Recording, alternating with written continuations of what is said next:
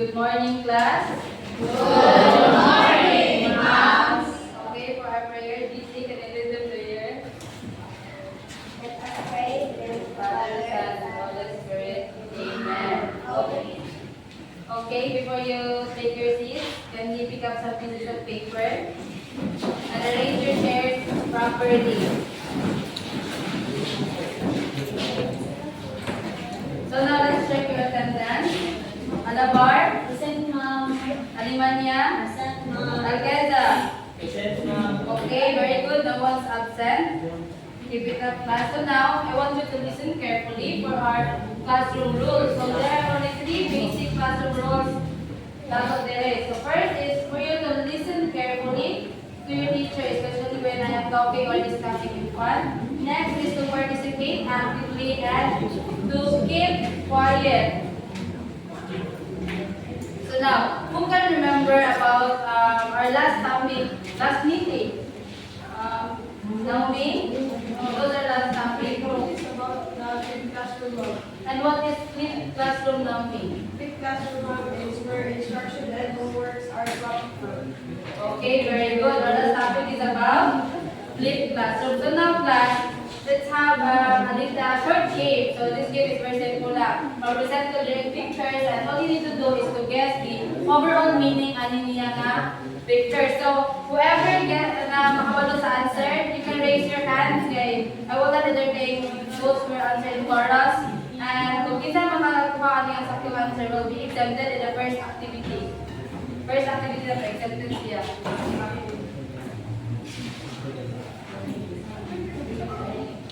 So, first picture, wala makakita.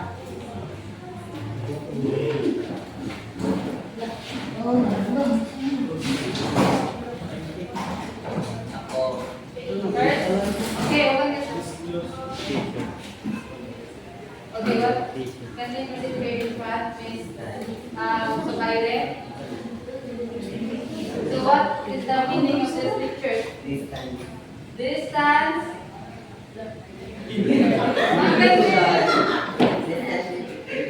Okay, distance education, very good. The next one, so exempted ko niya sa first activity na class. And for the next picture, okay.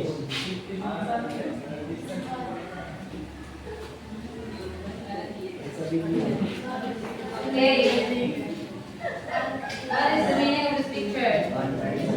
Okay, Miss Shaira.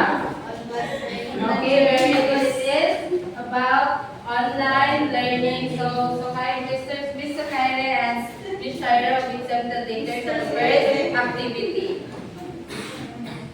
So before we proceed to our main discussion, let me present the objectives for our lesson. So for our objective for our lesson, can you read everyone?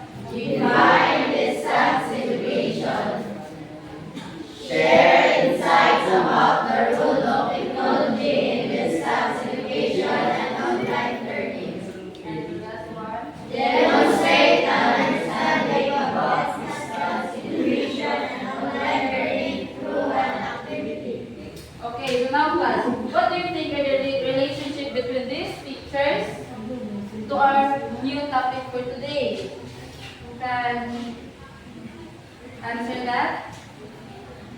Okay, so these pictures, the meaning behind these pictures are exactly what are the words that we will be discussing today, which is the distance education and online learning. But we will discuss firstly distance education. So, in distance education class, in general definition, it is the kind of education that uses a non-traditional form of teaching and learning. So, inong ita non-traditional form, dili siya parehaaning atong setup which is the face-to-face because the traditional way sa teaching is face-to-face class. So, in distance education class, there is a separation in time and space. So, from the word itself nga, distance. So, dili gina-require diri ang learners and the teachers to be physically present at the learning center. So, lahi is opposite siya sa traditional way nga pagkuhan kay sa traditional way, dapat naagit ang students and the teachers sa learning center. So, in distance education class, since dili present, dili require ang students to be physically present in the learning center, gina-receive nila ilahang mga resources and course materials through sa email. It can be through email or i-post ba ka or i-send sa ilahang mga teachers or instructor. So, there are advantages ka na in distance education class. So, sana ato is in distance education, it will cater in mass media. So, may mass media, daghan ang ma-cater sa distance education. Kaya since man siya, accessible man siya, kaya hindi naman convenient for the students, kaya lang kanil mag-titi-titi pa bago sa learning center. And also, it minimizes the inequality of opportunity. Pag yung inequality of opportunity, isang pagkaka-impairment sa mga kalabasan, pagkardado ka, which is requires you to go to school, please maka-access ka to quality education kay dalang kay phone to use, is ma-receive na nimo imong course materials at maka-answer na ka. And also, in distance education, ang students is they are free, totally free to when, how, or where they will do the task na na-assign sa ilaha. Kay sendan naman sila sa teacher o kung sa ilahang ansiran, and then through offline na nangyayhan ng buhaton. Kung kahapon sila mato, if gusto nila maka-answer sila, dili. Kaya dili man gina-require sa teacher nga, answer na siya nga na-present sa teacher. And also, distance education facilitates independent learning. So, dili sa distance education is na-foster dyan ang independent learning because dili sa ang students mong dili is kinahanglan nga makabalo sila to do the task on their own. Kaya makabalo sila mo-answer na wala ang guide sa teacher. Kaya offline mo nila ansira na tuwan ang ilang task. So, in distance education class, na siya mga mayong advantages. Of course, dili ko na mawala partner niya nga disadvantages. And what do you think are the disadvantages of distance education? Blair, give me one disadvantage of distance education. The disadvantages of distance education kay maka-learn ang bata kay hindi makapokus ang Okay. So, siya pag-ingon, di daw kayo maka-learn. So, maybe contributing factor sa that is dili kay gagawin ang teacher sa students. And sa pilahin ng mga possible disadvantage sa distance education. Anyone? How about you? Miss Berlin? The disadvantage of distance education.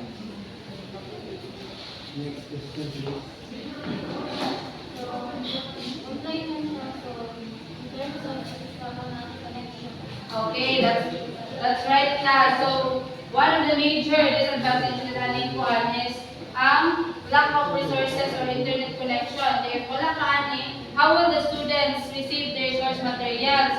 And also, the last, na pinaka-kuan namin disadvantage namin distance education is prone to cheating. This because kay dili man guided sa teacher ang young estudyante, dili niya makita how sincere the students in answering their lessons. Kaya since offline na nila ginaan sila ng ilahang task.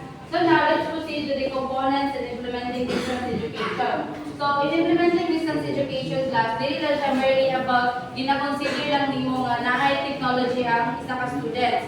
So, dili ka makabasa-basa ka-implement niya nga type of education kaya kay need i-consider. And these are the following: the sources of knowledge, course design, course delivery, kung saan ba sa teacher kung-deliver sa iya mga course materials, system management, and the learning environment. So, kani sila tanan, mo ni dapat ka i-consider sa isa ka institution makahaw sa isa ka teacher before niya ma-implement